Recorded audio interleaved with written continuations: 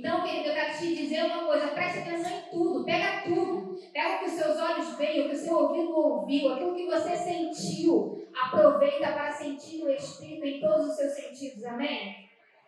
Eu quero já te convidar a abrir comigo a sua Bíblia em Hebreus, capítulo 6. A gente vai fundamentar algumas coisas antes de começar, de fato, a palavra que o Senhor deu no meu coração, amém? Como nós estamos numa conferência, nós vamos a uma conferência para a gente conferir. E eu quero te convidar a conferir sobre isso que nós vamos falar. O nosso tema desse ano é a Igreja do Fim. E coube a mim trazer a palavra nessa noite. A Igreja do Fim é santa e suporta. É santa e suporta. E nós vamos decorrer e vamos construir isso juntos. Hebreus 6, capítulo 6, versículo 1 e 2. Diz assim: portanto, deixemos os ensinos elementares a respeito de Cristo e avancemos para a maturidade, sem lançar novamente o fundamento do arrependimento de atos que conduzem à morte, da fé em Deus, da instrução a respeito de batismos, da imposição de mãos, da ressurreição dos mortos e do juízo eterno. Antes de eu falar sobre a característica dessa igreja do fim, que é uma igreja que é santa e suporta, eu preciso fundamentar algumas coisas com você nessa noite. Primeiro, nós lemos aqui a respeito da doutrina de Cristo. Doutrina de Cristo não é doutrina dos homens.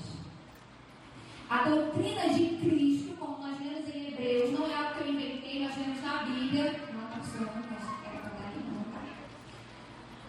Hebreus 6, 1, 2 está dizendo que a doutrina de Cristo ela é fundamentada e as bases dessa doutrina são arrependimento, fé, batismos na água e no fogo.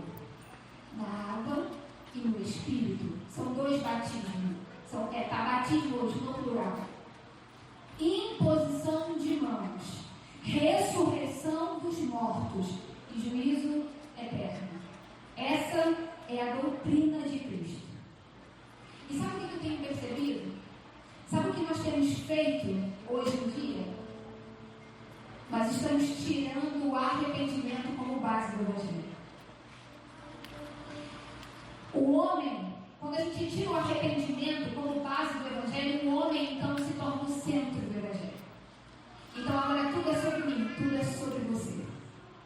Nós precisamos estar bem, nós temos que ter boas casas, nós temos que ter uma boa família, uma boa carreira, tudo é sobre mim, sobre o meu bem-estar.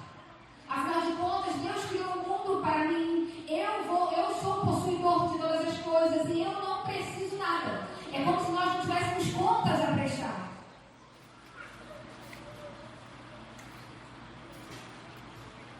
É exatamente nessa hora que achamos que não precisamos fazer nada, que tudo já está pronto e que nós já somos bons o suficiente, não precisamos mais renunciar nada. Não é tempo de sacrifício, jejum nem é mais para esse tempo. Eu ouvi isso tantas vezes. Algumas pessoas, quando a gente estava num processo de jejum, as pessoas falavam: meu jejum não é para hoje não. Jejuar para quê? Deus não quer sacrifício. A nossa geração precisa de arrependimento. A nossa geração ela está vidrada pelo poder dunamis, que é a explosão do Espírito para fora. Você quer ver uma coisa que enche, que as pessoas ficam emocionadas e impulsionadas em fazer? É você chamar alguém e falar assim: nós vamos ali, porque tem uma pessoa orando e tem perna crescendo, tem pessoas jogando câncer para fora, tem pessoas que não tinham uma orelha, a orelha está nascendo, e aí os cultos vão se encher. Mas deixa eu dizer uma coisa: chegou a hora e o Senhor está aguardando essa hora em que nós vamos explodir esse poder para dentro. Porque é muito mais poderoso o caráter moldado do que uma perna crescendo. É muito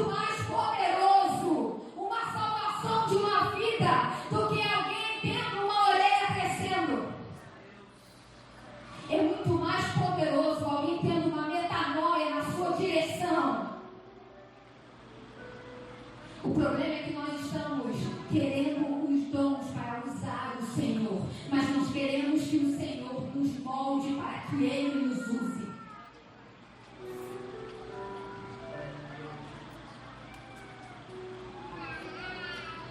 Quando a gente tira o arrependimento como base do Evangelho, a gente tira o juízo eterno. Eu sei que é difícil a gente ter pregações sobre isso, e eu falei, Deus, por que eu vou falar sobre isso? Mas o meu Pai mandou. Quando nós tiramos o início do Evangelho, que é o arrependimento, nós tiramos o fim do Evangelho, que é o juízo. Eu quero dizer uma coisa. Nós podemos tirar o que a PIBARM estabelece, o que a Assembleia estabelece, o que a Batista ou a Presbiteriana estabelece. Nós só não podemos tirar o que Cristo estabelece. E o início do Evangelho é o arrependimento e o fim dele é o juízo eterno. O juízo é a condenação eterna para aqueles que não estão em Cristo. Esse é o juízo. O Senhor me falou algo que eu falei assim, Jesus me falava, não se prega mais sobre arrependimento, não se prega mais sobre juízo. E aí o Senhor me disse algo que me fez pensar. Existe salvação do pecado, mas não existe salvação do inferno, querido. Uma vez estando lá, não tem mais volta. Não tem mais volta. Se nós tirarmos esses fundamentos, nós não nos posicionamos para a volta de Jesus. Quando eu tiro esses fundamentos, eu acredito que Jesus, Ele pode voltar a qualquer hora e eu não preciso fazer nada. Jesus não volta para quem sabe, Jesus volta para quem o deseja. Em 2 Pedro, capítulo 3, 12, diz: esperando o dia de Deus e apressando a sua vinda. Naquele dia os céus serão desfeitos pelo fogo e os elementos se derreterão pelo calor. Então, meu irmão, eu e você precisamos esperar e apressar a vinda do nosso amigo. Esperando e apressando.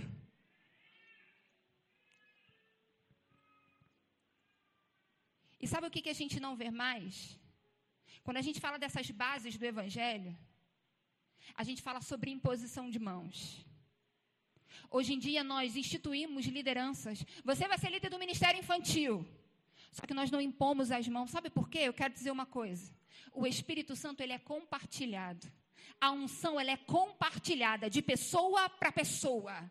É por isso que a igreja primitiva, quando eles levantavam líderes, eles juntavam eles e oravam e impunham as mãos. E o Espírito que estava sobre eles era repartido com aqueles. Hoje a gente fala assim, Ângela, eu vou colocar você como líder do ministério infantil, você tem tanto jeito com criança. Nós estamos esquecendo as bases do Evangelho.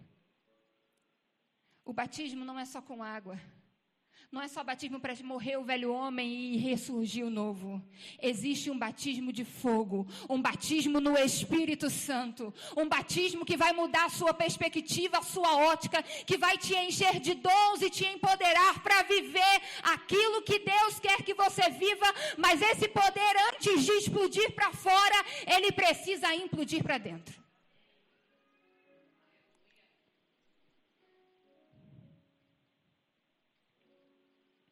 Se aqui em 2 Pedro que nós lemos, existe uma forma de apressar, então existe algo a ser feito. E agora sim, eu quero te convidar a abrir sua Bíblia, que o tema de hoje é Malaquias 3, capítulo 3, versículo 1 a 4.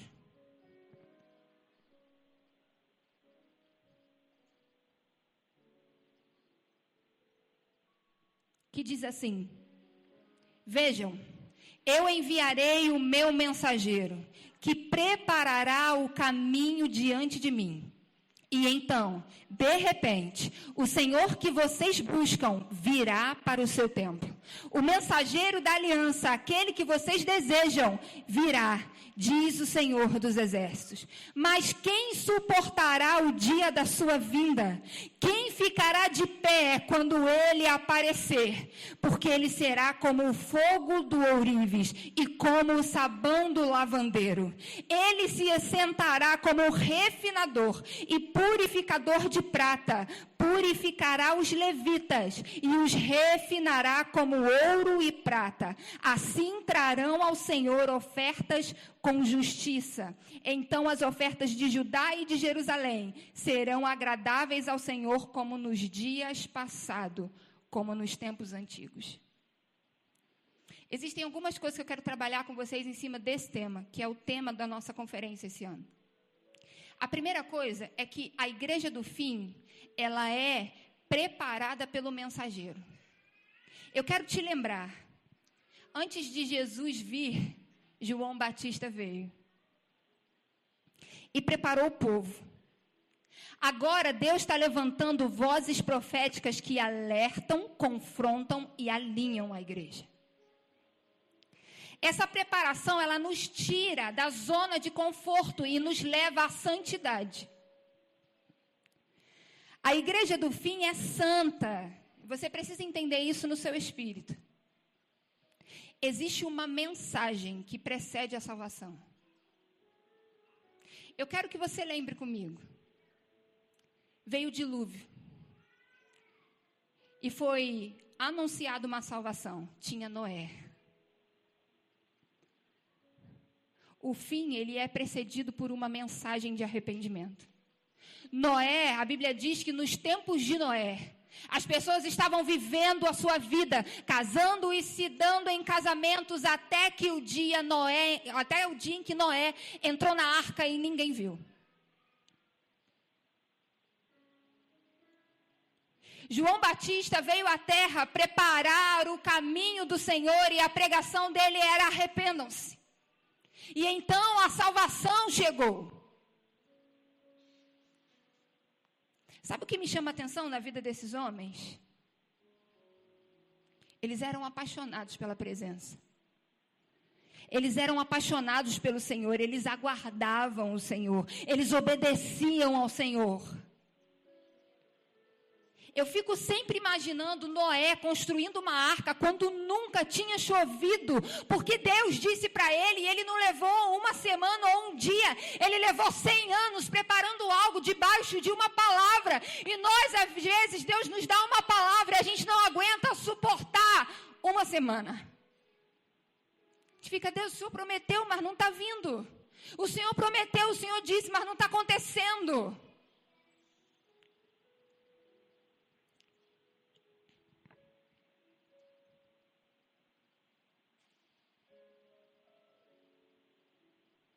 Como anda a sua expectativa para a vinda do seu Senhor? Sabe, eles tinham ansiedade e saudade do eterno. A terra já não enchia os olhos deles. Eles não tinham medo daquele que tem olhos como chama de fogo. Pelo contrário, a chama dos olhos do Senhor os atraía. Existe uma mensagem antes. Existem os pregadores dessa mensagem que precisam vivê-la e se comportarem de maneira tal que a sua forma de viver ministre uma mensagem de arrependimento e santidade. Nós precisamos preparar um povo para encontrar o Senhor, mas o povo só será preparado se ele souber como se preparar. E as pessoas estão cansadas de pregações vazias, cheias de frases de efeito e emocionalismo no final, porque uma canção bem tocada com uma luz apagada toca o seu coração, mas ela não transforma o seu caráter. Então não é tempo de vir para o púlpito e pregar palavras cheias de frases de efeito ou mexer com a sua emoção. É tempo de eu viver de uma maneira que você olha e fala, é assim que é ser santo? Não é sobre subir e falar, é sobre viver.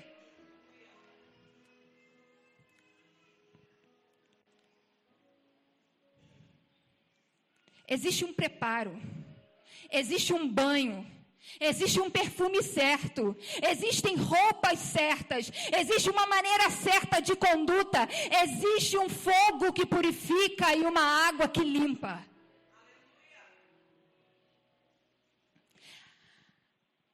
A igreja do fim, ela é preparada por esse mensageiro. Sabe por quê? Porque Deus não faz nada sem antes avisar os seus amigos, os profetas. Então, você quer se preparar para o tempo do fim? Cola do lado de um profeta.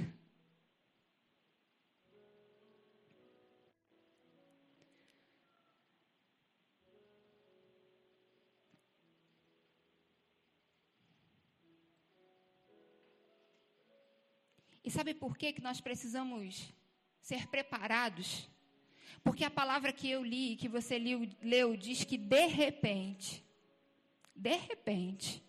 o Senhor virá, o Senhor que nós buscamos virá para o seu templo. E como ele encontrará esse templo? Você é um templo, meu irmão. Você é um templo.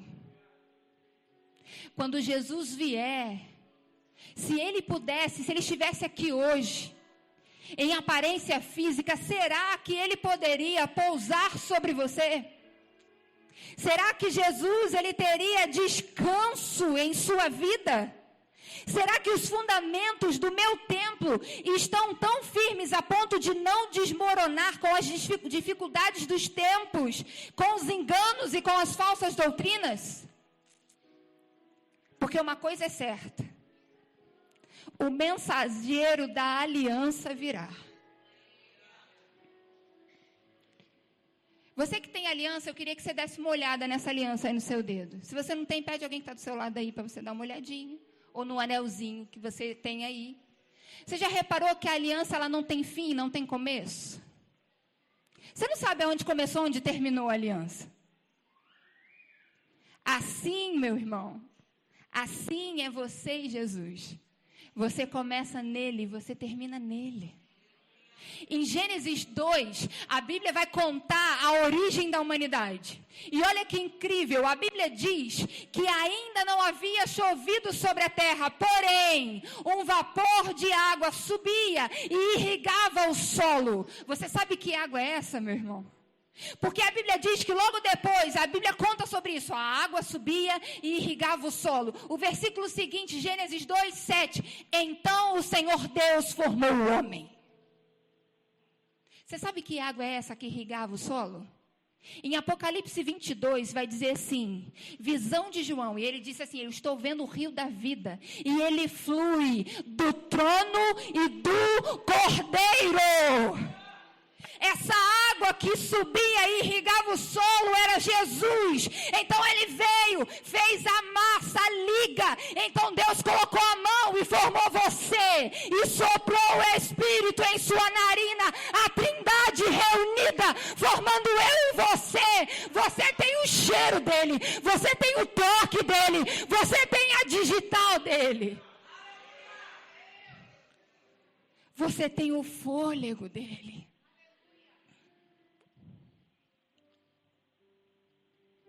Precisamos entender que maior que resultado é o fruto.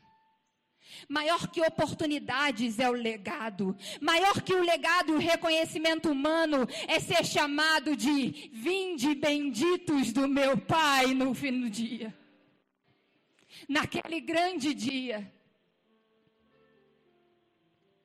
O fruto do reino nunca será beleza exterior ou resultados humanos. O fruto do reino é a presença. O fruto do reino é a presença. É chegado um tempo em que muitos Saúls vão perder o trono, porque Saul tem amor pelo trono, que se levantem os Davis dessa geração, que vencem no secreto os seus leões e o urso, nesse mesmo lugar, aonde eles apreciam e extraem da presença aquilo que eles precisam para viver o dia a dia. Que se levantem os Davis dessa geração. Aquele que nós desejamos virá. Mas quem suportará a sua vinda? Quem vai permanecer de pé quando ele aparecer? Pois será como o fogo do ourives. A igreja do fim suporta o fogo do ourives. O ouro puro, ele é separado no fogo. Impurezas saem à medida que o calor aumenta. Da mesma forma, Deus permite provações para extrair o que há de melhor em nós. A igreja do fim não foge da dor, ela amadurece nela. Quando você perde algo, quando você é traído, quando você é injustiçado, Deus está permitindo fogo para te refinar. Ao invés de murmurar, pense, Deus, me ensina com isso aqui. Onde eu preciso ser moldado nisso aqui. Não peça livramento, peça crescimento no meio do fogo. Que áreas da minha vida, que áreas da sua vida precisam ser refinadas?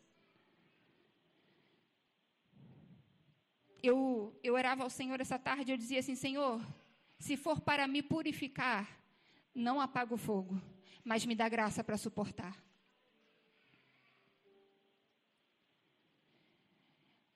O Senhor me deu essa palavra no início do ano. Ele disse que seria uma palavra balizadora para a minha vida no ano de 2025. Malaquias 3, essa palavra que nós acabamos de ler. Eu lembro que eu comecei a orar ao Senhor e pedir misericórdia. Porque eu olhava isso e eu falava assim, Deus, ele falava assim, eu vou me apresentar como fogo. E eu começava a pensar, Deus, se o Senhor se apresentar como fogo, que refina, nós vamos perecer. O Senhor precisa ter misericórdia de nós. E eu orava por misericórdia. Senhor, tenha misericórdia de nós. Se o Senhor vier com esse fogo purificador, nós pereceremos. Tenha misericórdia. Eu sei que nós seremos purificados nesse dia, mas nos prepara para isso. E aí o Senhor me levou em Números. Números capítulo 31, versículo 22 e 24. Ouro, de 22 ao 24, ouro, prata, bronze, ferro, estanho, chumbo, tudo que resiste ao fogo, vocês terão que passar pelo fogo para purificá-los, mas também deverão purificá-las com a água da purificação. E tudo que não resistir ao fogo, terá que passar pela água. No 7º dia, lavem as suas roupas, e vocês ficarão puros. Depois poderão entrar no acampamento. Eu entendi que não tem como fugir desse lugar de purificação. Só que o Senhor me ama e te ama tanto, que se nós não estivermos resistindo ao fogo, então Ele vem como água. Ele não vai desistir de você porque você não está pronto a passar pelo fogo. Ele vai vir com água e vai limpar para te preparar, para então depois você passar pelo fogo. Não tem como, você vai passar pelo fogo, porque o fogo vai deixar apenas o que é verdadeiro, apenas o que é resistente, toda a palha vai queimar. Estaremos diante do fogo que purifica, só que nem todos suportam o fogo. Só que existe uma sequência: fogo e água, água e fogo. É assim que Ele faz. E Ele é lindo por isso.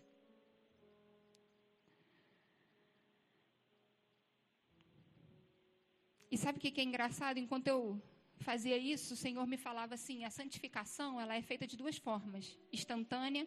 Quando você vem aqui na frente e você aceita Jesus, você é santificado. Tira-se o título de pecador e agora você recebe o título de santo.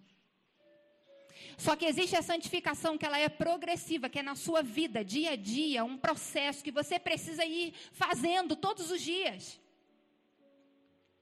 Só que o Senhor me falava que existiam muitas pessoas aqui que estavam passando pelo fogo há muito tempo já. Existiam pessoas aqui que estavam anos sendo provados pelo Senhor no fogo. E elas estavam se sentindo desgastadas. Elas estavam cansadas, sabe? A vontade de desistir é grande. A pressão nesse tempo é grande. Eu quero te dizer, é grande. É para você desistir. É para você abandonar. Porque a intenção de Satanás é que você seja reprovado. Mas o Senhor falou assim: Eu quero liberar uma água que vai refrescar o calor que a provação tem causado na minha igreja. Eu quero liberar uma água que vai refrescar. E era como se eu sentisse de tarde. Sabe quando você pega uma coisa muito quente, aí você coloca na água, ela faz assim, ó. Sabe? Alívio. Alívio. Eu queria te pedir para colocar a mão no teu coração nessa noite.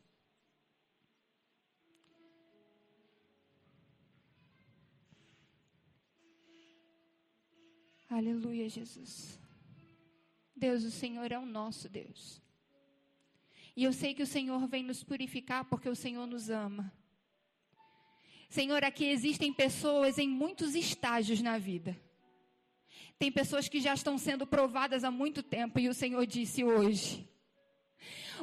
Hoje é um tempo em que eu estou trazendo refrigério porque a minha filha, você foi aprovada. Você passou, suportou o fogo. Agora vem porque eu vou trazer refrigério para a sua alma. Eu vou matar a sede da sua alma. O Espírito Santo me dizia que Ele quer trazer cura. Ele quer trazer cura. Ele quer trazer renovo.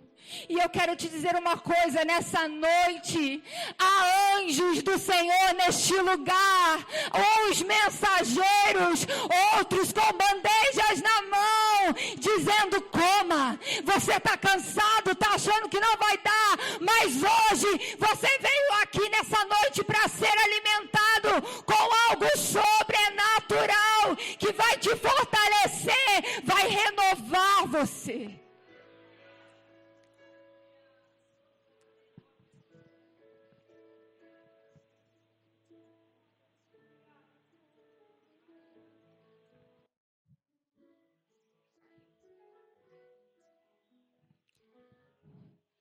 Tem renovo para você nessa noite. Tem refrigério para sua alma.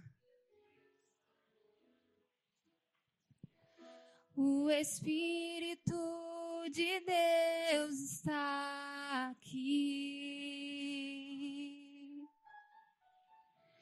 operando em nossos corações. Você pode cantar isso? Trazendo sua vida e poder, ministrando sua graça e amor. E o que acontece porque Ele está aqui? Os feridos de alma são curados.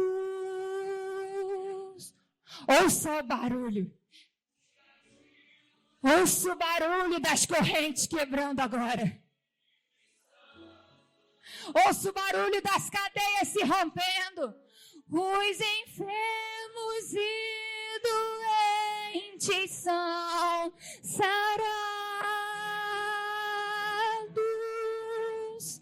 pois o Espírito de Deus está aqui. Aqueles que têm visão espiritual agora, vocês verão os céus abertos. O Senhor vai dar visão espiritual agora. E eu profetizo nova forma de ver. Eu profetizo uma nova visão sobre você. Você será alimentado.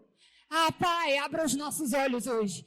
Mostra para nós uma nova versão, Senhor, da sua face, uma nova faceta. Ah, nos deixa ver os seus olhos como chama de fogo.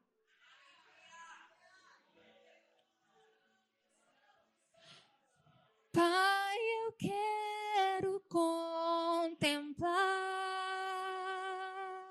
Abra os olhos da sua igreja, Jesus, nessa noite. Sua glória e majestade.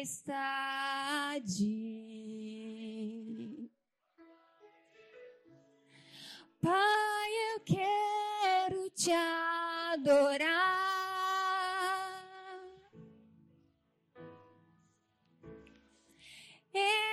Espírito em verdade, não apenas no átrio ou no santo lugar. O que você quer fazer? Eu quero te entronizar entre os querubins.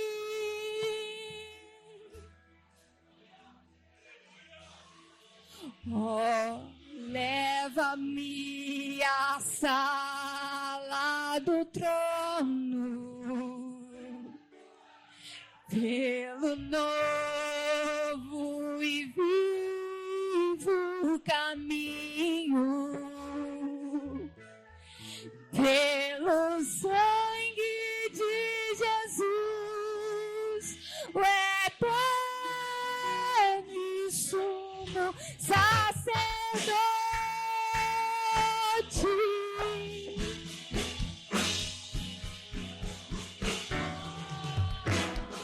Leva-me à sala do trono pra te adorar, Senhor.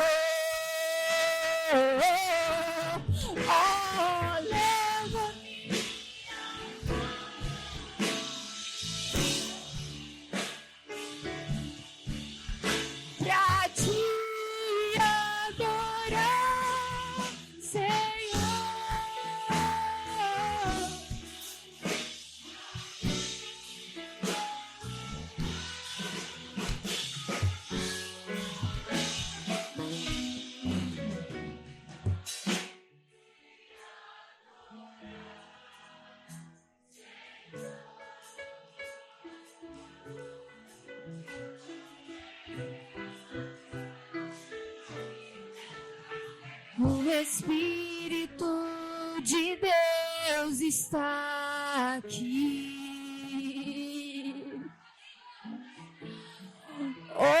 operando em nossos corações.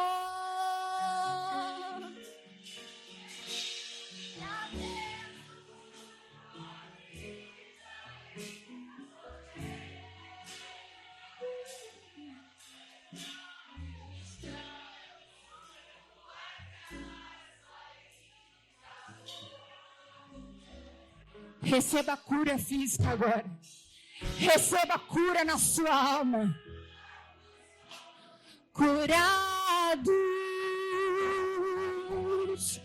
os cativos e oprimidos livres são. Os enfermos e doentes são sarados, pois o Espírito de Deus está aqui. Presta atenção agora. Você vai viver o fundamento do Evangelho. Sabe aquele lugar que você foi curado? Sabe aquilo que o Senhor mudou na tua vida? Eu quero te convidar agora como uma igreja viva. Como uma igreja viva, você vai ministrar isso sobre a vida de alguém, porque o Espírito de Deus está aqui e Ele quer curar, Ele quer libertar, Ele quer transformar. Nós estamos acostumados a estarmos sentados ouvindo a palavra, mas o Espírito quer fluir através de mim e de você. Então eu quero te convidar a pegar a mão de uma pessoa agora e começar a falar para ela: olha, o Espírito de Deus está aqui, e porque Ele está aqui, Ele vai curar você desse lugar, Ele vai tirar você desse lugar. Oh, leva-me à sala do trono,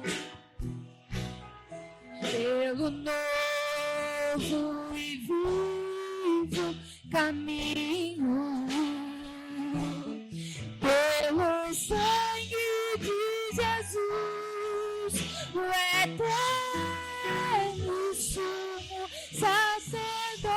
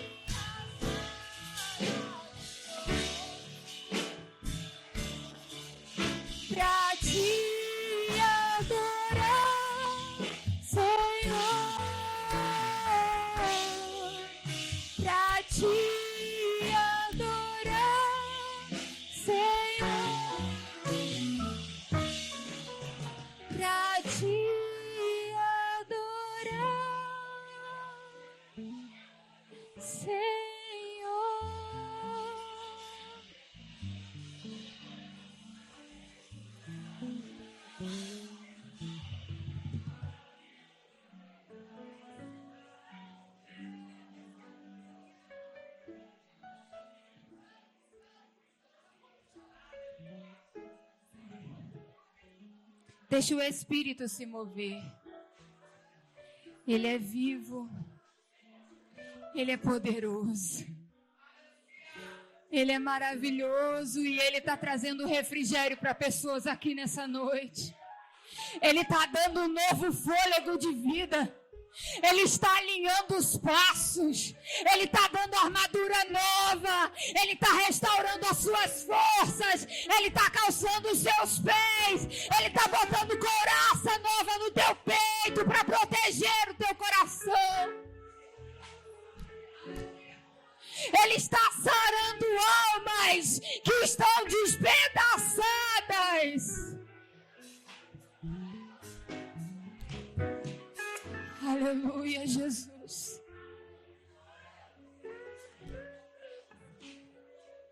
Mas Ele me disse também que Ele está lavando vestes de pessoas aqui nessa noite. Alguns são precisos só passar água, mas outros Ele está vindo com sabão e está esfregando, e Ele está tirando aquilo que estava manchando a tua vida. Ele está renovando, Ele está tirando manchas, porque Ele vem buscar uma igreja sem mácula. Aleluia, aleluia. Sabe aquilo que você achava normal? Fofoca, orgulho, vaidade, ciúme. O Espírito hoje aponta e diz: eu estou lavando, eu estou arrancando. Eu estou arrancando porque eu venho para uma igreja santa.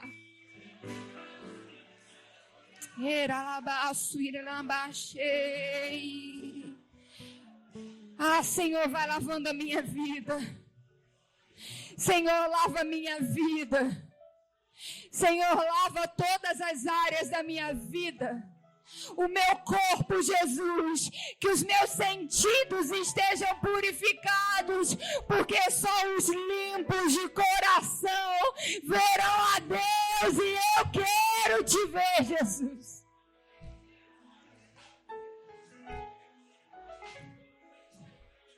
O Senhor, Ele está lavando a sua vida. O corpo, que fala dos sentidos. A alma, que fala dos seus sentimentos, porque para Deus tudo é uma questão de intenção do coração. Então, sinta o sabão do lavandeiro esfregando o teu coração essa noite aí. Ele está lavando, Ele está tirando, Ele está tirando, Ele está lavando.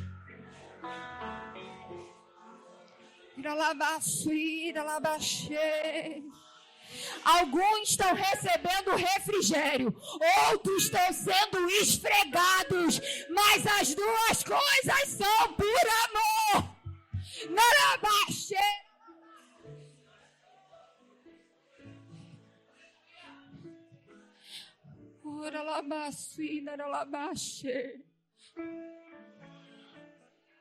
O Espírito está me dizendo que tem pessoas que Ele está esfregando, que está doendo.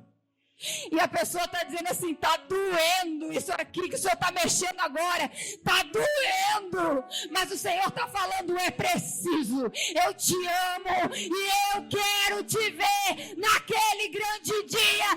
Então deixa eu lavar a orla do seu vestido agora. Deixa eu lavar, porque se eu não lavar, você não tem parte comigo.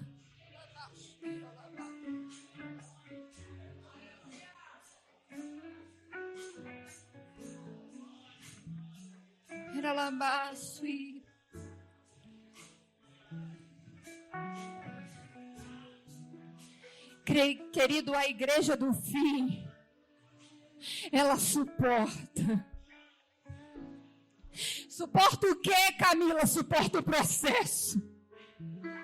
Há mais beleza na uva esmagada do que na uva inteira. O olho só sai com a prensa. Eu quero dizer uma coisa para você, queridos. Deus te deu um propósito. E Ele vai colocar pessoas ao teu lado para conseguir suportar o processo e alcançar o propósito.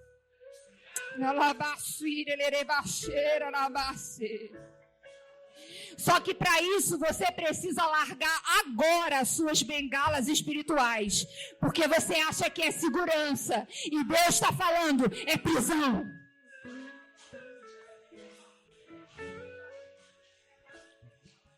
Eu sinto o cheiro de uva esmagada aqui nessa noite. Eu sinto o cheiro de azeitona sendo amassada hoje aqui. E sabe o que é engraçado isso? É que nós não guardamos óleo para Jesus. O óleo é para mim. Diga assim, o óleo é para mim. O óleo é para mim. Porque o óleo me capacita a suportar o dia mau. Tanto que a Bíblia, quando fala do óleo lá nas virgens, ela diz que se você guarda o óleo, você é sábio. Se você não guarda, você é insensato.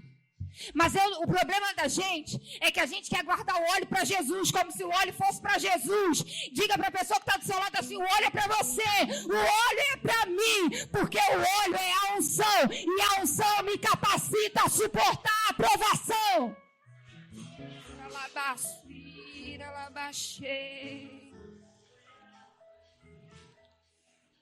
Aleluia, Jesus.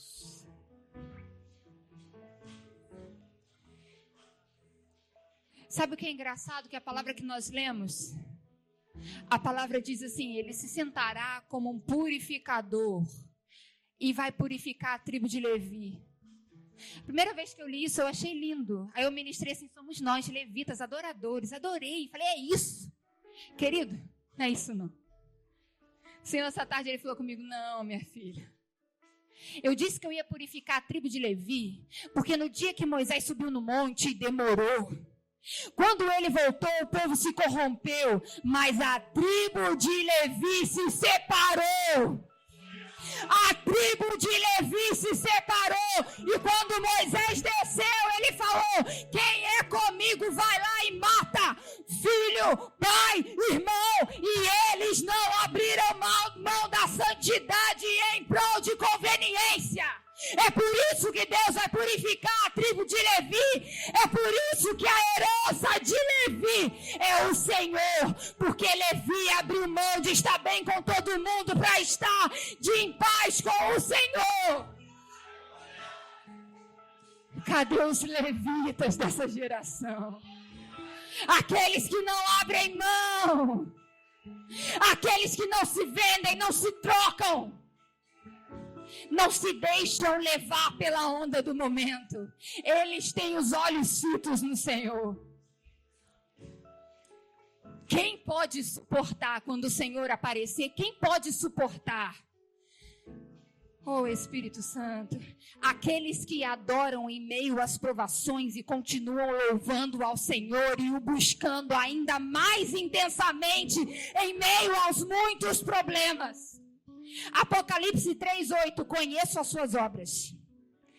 Eis que coloquei diante de você uma porta aberta que ninguém pode fechar. Eu sei que você tem pouca força, mas guardou a minha palavra e não negou o meu nome. Quem suporta aqueles que adoram em meio à provação? Aqueles que têm pouca força, mas guardam a palavra. E quando guardam a palavra, essa palavra vem e renova eles. Esses são os que suportam. Quem suporta? Aqueles que sabem que quanto mais fortes forem as chamas, mais perto o Senhor estará. E a Beth liberou essa palavra sobre os homens na fornalha. Pode esquentar, não tem problema não, Deus está comigo. Quem pode suportar? Aqueles que suportarão passar pelo tsaraf, palavra hebraica para esse ato de purificar. Ela é um verbo no sentido de purificar, refinar, retirar as escórias e impurezas.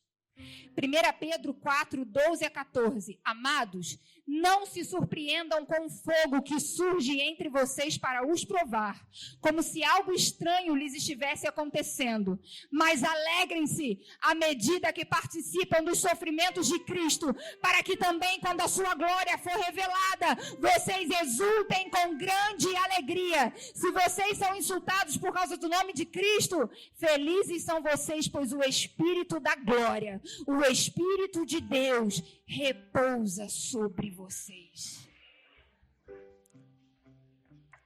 Quem pode suportar aqueles que amam o Senhor e permanecem se santificando. Apocalipse 3, 4, 5. No entanto, você tem aí em Sardes uns poucos que não contaminaram as suas vestes. Eles andarão comigo vestidos de branco, pois são dignos. O vencedor será igualmente vestido de branco. Jamais apagarei o seu nome do livro da vida, mas o reconhecerei diante do meu Pai e dos seus anjos. Eu quero te convidar a se colocar de pé. Eu quero terminar essa mensagem. Eu quero terminar com uma palavra profética sobre a sua vida. Por que suportar? Por que suportar? Eu acho engraçado a forma que Deus tem de tratar comigo. Eu sabia que eu ia ministrar isso aqui, mas antes de ministrar, Ele me faz viver. Ele sempre fez isso comigo, porque sabe por quê? Quem vive tem autoridade para falar. E no mês passado, a morte bateu na minha porta. A morte bateu na minha porta e quis dizer para mim que ela era maior que o meu Senhor. E eu lembro naquela vez que eu fui para o hospital. E há algumas mulheres de oração que me sustentaram nesse tempo. Elas não têm noção de como elas me sustentaram. Elas falavam para mim, o Senhor não tem morte para Ana Clara. Mas os médicos diziam para mim, olha, não tem jeito, o fígado está tomado, o rim está sobrecarregado. Nós estamos falando aqui sobre falência múltipla de órgãos. E eu falava, Deus não tem morte para minha filha. Deus tem vida. Deus tem vida. Adorar a Deus no meio do vale da sombra da morte, meu irmão, é muito difícil. Mas eu já passei desse lugar. Uma vez o Senhor falou algo para mim. Você só me adora quando as coisas estão favoráveis para você. E se eu tirar o seu Isaac? Ele falava de Ana Clara. Naquele dia eu entreguei o meu Isaac. Então essa vez a morte bateu, mas eu disse, Deus, ela é tua. O Senhor tem promessa. O Senhor tem palavra. O Senhor tem ministério. E nós vamos viver aquilo que o Senhor disse. Então, o dia que a morte bateu, eu disse, o Senhor tem vida. E eu adorava como se fosse vivo, como se aquela palavra não tivesse entrado no meu coração. Por que suportar? Porque existe uma recompensa. Em Malaquias 4, 1 e 2, está dizendo, pois certamente vem o dia, ardente como uma fornalha. Todos os arrogantes e todos os malfeitores serão como palha. E aquele dia que está chegando, ateará fogo neles, diz o Senhor dos Exércitos. Nem raiz, nem galho algum sobrará. Mas para vocês, diga assim, para mim, que reverenciam o meu nome, o sol da justiça se levantará, trazendo cura em suas asas, e vocês sairão e saltarão como bezerros soltos no curral.